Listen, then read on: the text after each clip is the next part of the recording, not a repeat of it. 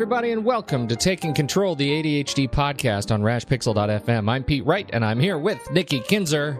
Hello, Pete Wright. Hello, everyone. This is our last episode of the year. It is. It just hit me. It's winding down.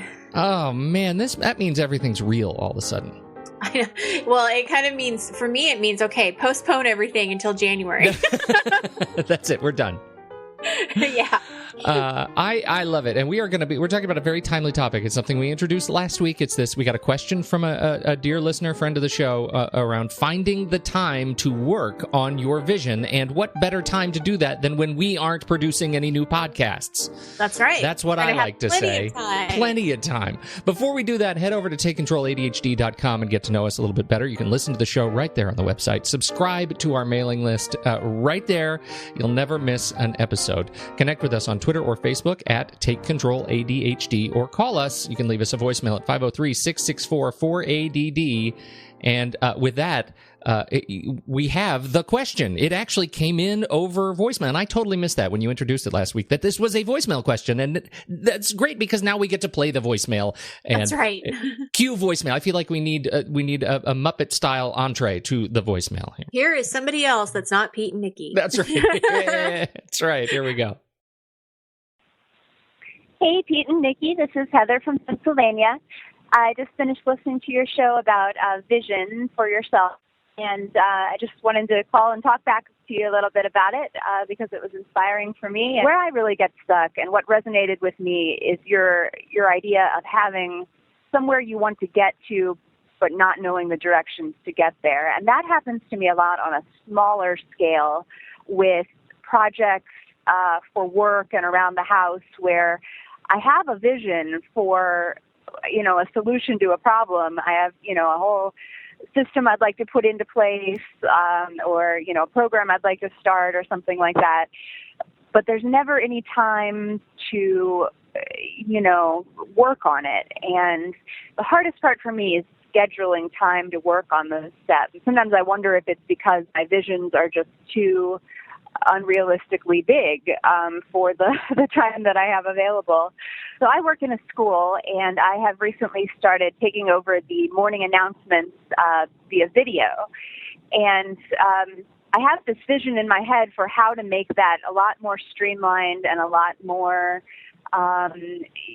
organized and efficient, and it involves starting an after-school club where the first step for that, I think, would be writing a letter, a permission slip to send home to the parents, and planning that. I also want to set up a space for us to do it. I want to kind of create a TV studio. I want to have a really elaborate, I want to have badges for the crew members. I want to have a schedule for which special features are on which days and when we're going to record different things. And, there's a lot of planning that kind of goes into this that we're right now just kind of doing by the seat of our pants. And my day is so full with other things. I mean, this isn't my primary job in the school.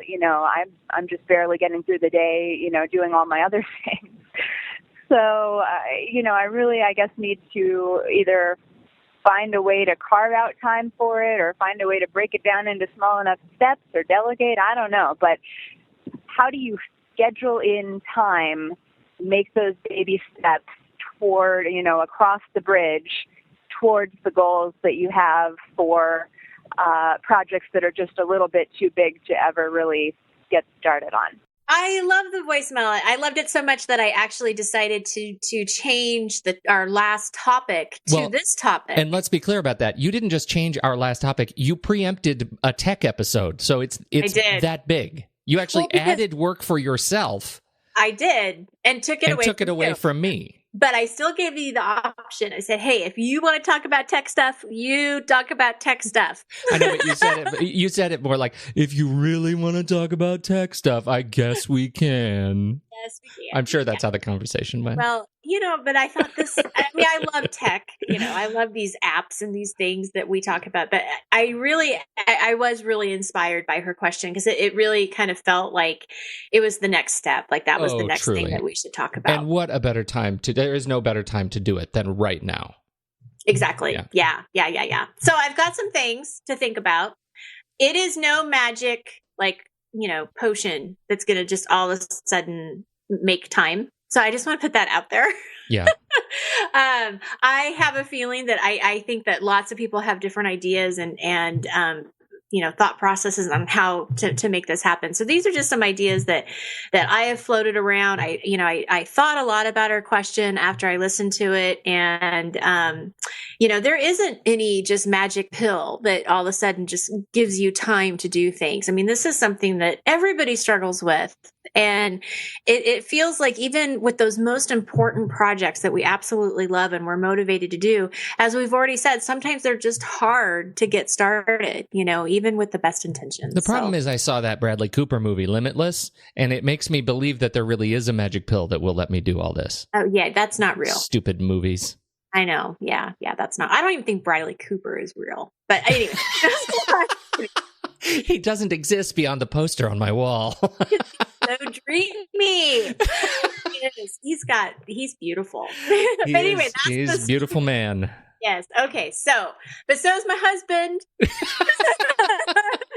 he's out there listening, which I don't think he is, but if he was, now he knows. He knows that he's right up there. They have the same name. They do. So that's good. Oh, that's good. Then you don't get confused. You can totally tell that this is like the last show because we're already off. That's right.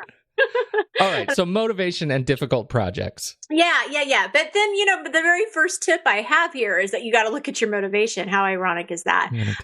But I do think it matters that, when you're looking at your projects and you want to decide, okay, this is what I want to work on next. And this is something that's really important to me, that we do have to kind of reflect and really understand and remember. I think remember is probably the key word here. Why this goal mattered to you in the first place, and what happens if you do it, and what happens if you don't do it, and just sort of do a little analysis about the goal, because we do have to be motivated externally, internally, all these things that we've already talked about. So I don't want to repeat that. But this is the thing. This is where I went with this when I was thinking about it. After I listened to her voicemail, is I think you have to make a clear decision of what you're going to do. Are you going to do it or are you not going to do it? And really set the intention that if you are going to do it, you're going to make the time for it, and you're going to plan for it, and you're going to, it's going to be a little bit more with purpose. And it's not going to just be about, well, maybe I'll do this next week, or maybe I'll do it next month.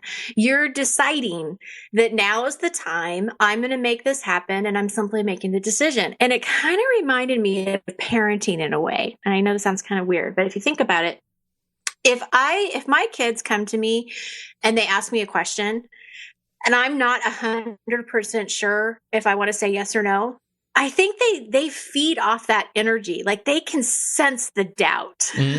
Yes. Right? So they're going to keep bugging me about it. And they're going to keep like, mom, But if I'm really clear and confident and I come across like the answer is no, this is not going to happen, it's like the conversation is just over. Right. Right, because you've made a decision. They buy that decision because you said it the way you said it. Yeah, exactly. There is no doubt. There is no room for doubt. And so I think it's kind of the same thing in this situation. You don't want to pick a ton of projects to do. You only want to pick one, but once you pick that, you decide you're going to do it and you're going to move forward. And so that's the other key, is not thinking that you're going to do everything. I want to go back one step, because I think there is an interesting thing that we can connect these two around rituals, around like what are the processes that you use to help lead you to the point where you feel comfortable making a decision. And this allows me, frankly, to talk about tech. Since I was preempted, this is where I go back to using. It doesn't even have to be about tech. I for big projects, like for a book project I'm thinking about, I actually have a field notes journal, and I've mentioned my love affair with field notes memo books in the past. I create a new one. I just pull a new one off the shelf that's completely blank, and I put it on my desk, and that is for all the notes about this project. Anytime a brainstorm comes up, I open that little book and I make a note in it. And so I can flip through this book and look at all of my research, and I don't mean like, sitting down with books and researching. I mean just the stuff that pours out of my head over time, and that helps me build the structure and the sort of authority of that project in my life, right? If I run out of stuff to say, like I may think, hey, this book project is a great idea, and I only write 2 things over the course of a month, then I know that's probably not a project I'm going to make a decision to do. But if I just keep coming up with stuff, then I have this book that is all the ideas, and I can flip through it, and that becomes a strong foundation for my desire to do this. And every time I write something new in it, I think, wow, this is important to me. We've been sort of rejiggering our house to create a guest room space. Well, that actually turns out to be really hard because the guest room is my office. And so that means there's lots of new changes that have to be involved.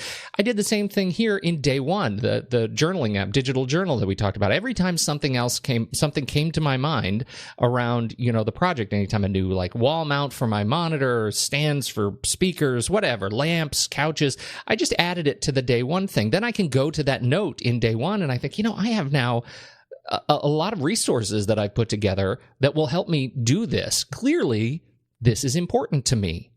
Do you know what I'm saying? Absolutely. Like just the weight of the notes that you take can help you make a decision. And that to me is really important because I'm not often sitting down, looking at a project and saying, okay, I'm going to make a decision on that right now. Right. Sometimes it takes weeks or months to actually figure out if it's something that will be of enough value in my life.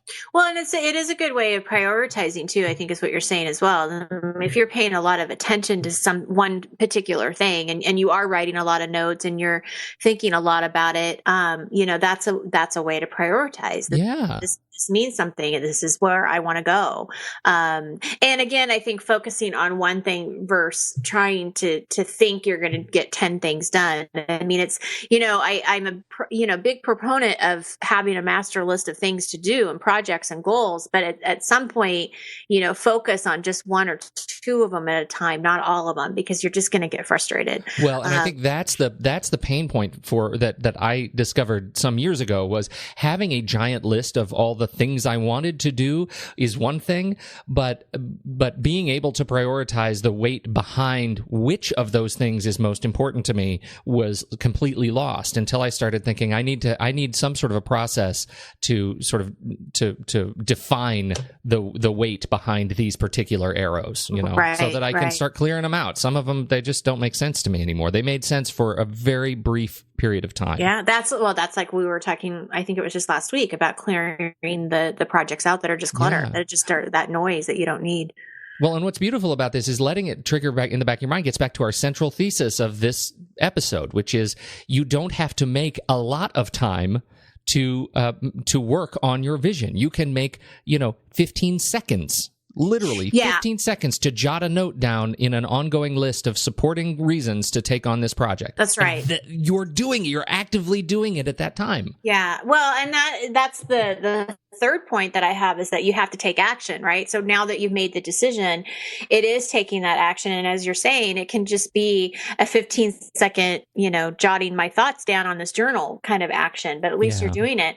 And one of my favorite quotes is from Steve Jobs. And this is something that really drives me every day is go to bed closer to your goals than you were when you woke up.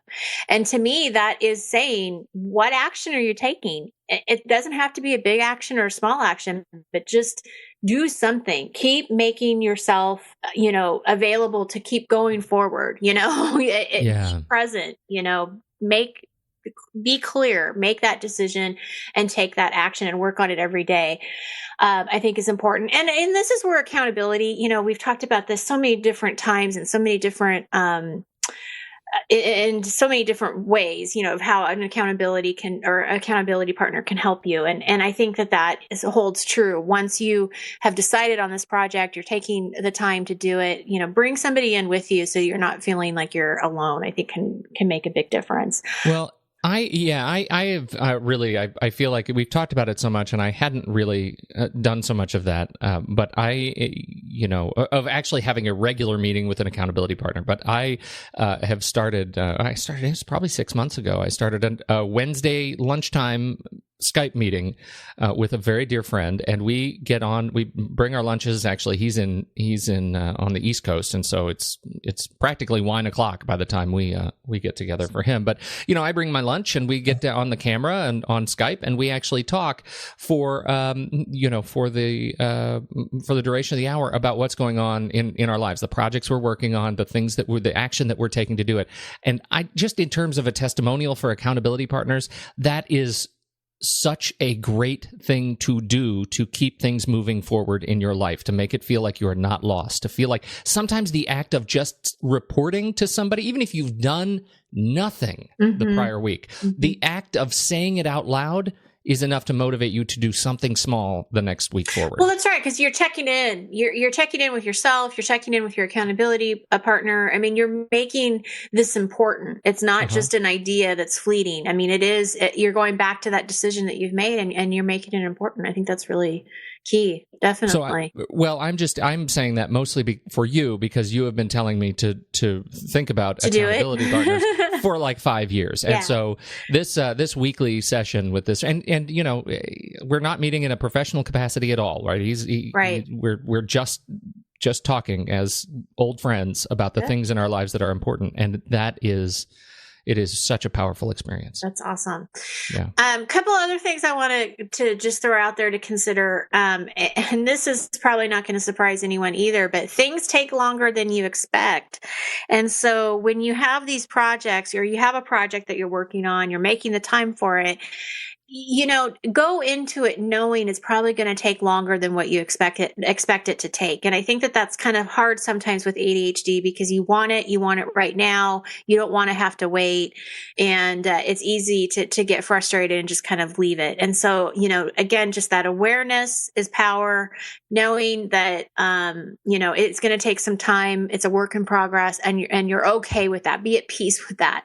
And the great thing is if it doesn't take as long as you expect it, then hallelujah, you can celebrate and move on to the next project. I mean, there's definitely pros to that if that's not the case. But I think just be patient, be patient and just know that it's going to take some time. Couple of things that work for some people and don't work for others. One is the deadlines. I know that this is a very common trick that you'll hear in a lot of like ADHD strategies and productivity, tips, is to, put a deadline on it. And that can be useful if it works for you. But I have found that more times than not, it doesn't, because people know they're not real deadlines. And if you know that it's not a really, a true deadline, then it may not be that motivator that you're looking for. So that's something to consider, and think, if this isn't really something that's going to work for you, then don't even try it. Just skip it and look for something else. I'm going to throw that out there. It's such a double-edged sword, right? I mean, it's one of those things that, I think I've come to terms with the fact that a deadline is only really a deadline if somebody else is involved. Yeah, exactly. Some other person or service or something that is going to impact you. But putting deadlines on every single thing that you do can be really deflating. Yeah. Exactly. I mean, it can definitely go sideways. Yeah. The rewards, I would say that I would say that the deadline thing, I would say probably 80% of the people that I have come across, the fake deadlines don't work. With rewards, I'd say it's about 50-50. I think that for 50% of the people that I've talked to, rewards do work. It really does motivate them to know that at the end of the project, they get to have something that maybe, they worked for, or, whatever it is. And then the other 50% is like, I can get it anyway. I don't care. Yeah, right. I'm gonna, I'm gonna eat that carrot regardless. So again, it depends on. Let's be clear; it's probably not actually a carrot. But, it could be, yeah. That chocolate carrot, if it ends in cake. Yeah, cake. That's right. So again, I think it's just something to consider. I'm not saying that this is a tip that you should try. I'm just saying, look at it. Is it something that would work for you? Great. Try it. If it's not, then don't expect it to. Again, dump it and look for something else that is going to work. Don't try to force something, onto yourself that just, isn't gonna happen. So I think that's important. But with all of these steps, what's really happening happening, and I love this. To me, it's called intentional time management. How cool is that? Oh, it's very cool. Right? Yeah. And it's no longer about not having the time. I mean, you are making the time for what matters to you. You're standing by your decisions. And most importantly, is you're not feeling guilty or ashamed that the other projects are on hold, because you really can't only do one thing at a time. And so I think that those are really great reminders. I just recently posted a couple of things on my Facebook page, and one of them, and I don't remember the exact quote because I don't have it in front of me, but it was basically, if you don't believe it, it's not going to happen. If you keep saying I can't, you won't, kind of thing. And I think that comes true with all of this. If you really want the time for something, it really matters to you, don't listen to those old tape recordings that you can't have it, or that you've tried before and it didn't work. I mean, really look at what would serve you. What if it did work? What if you had the time? And really focus on those positive affirmations and see what happens, because that's determining your future. Let's not look in the past. So I think that's an important thing to look at. So my challenge, because this is kind of the last episode, we have a couple weeks, we've got a new year coming in. My challenge for listeners and for people who follow me on my blog, pick something, make a decision, tell us about it, and see what happens. We want to know. Yeah, right. Keep us posted. Is it you can have anything you want if you're willing to give up the belief that you can't have it? Yeah, you just looked at my Facebook. I did some real-time follow-up. Oh yeah, there it is. Think about that. Like it. It's good. Like Robert Anthony. It's a good quote. It's a great quote. So before we wrap up, quick little reminder, group coaching deadline, December 29th. Yes. So they've got, they've only got, we got over 2 weeks. Yeah. Just a couple of weeks before that deadline. So if you're interested in joining a group, please do so. Also, I haven't talked about this for a while, but I thought this might be a good time to remind people, if you're looking to organize your home for the holidays, if you have company coming over and you're a little stressed out, remember I wrote this little ebook called Taking Control of Your Space. It's on the website. It can definitely help you. And also the guided presentations might be a good tool for you too. Excellent. I want to throw that out. How handy that is. You can get those right on the website, takecontroladhd.com. There you go. There you go. Thank you, Nikki Kinzer. Happy holidays to you. Happy holidays to you. I'm kind of sad. Me too. But we'll be back in January. We will. I can't wait. A wonderful series. We're going to do a self-care series. So we're going to talk about all kinds of goodness with ADHD and self-care. Not only that, we've got some fantastic guests lined up over the course of that month. We have guests coming on the show. That's kind of a first for us. So we're excited about that. We really do. It's going to be a big year for 2016. Big year. Yeah. Cheers. Right. Cheers. Clink. Thanks, everybody. On behalf of Nikki Kinzer, I'm Pete Wright, and we'll catch you in 2016 on Taking Control, the ADHD podcast.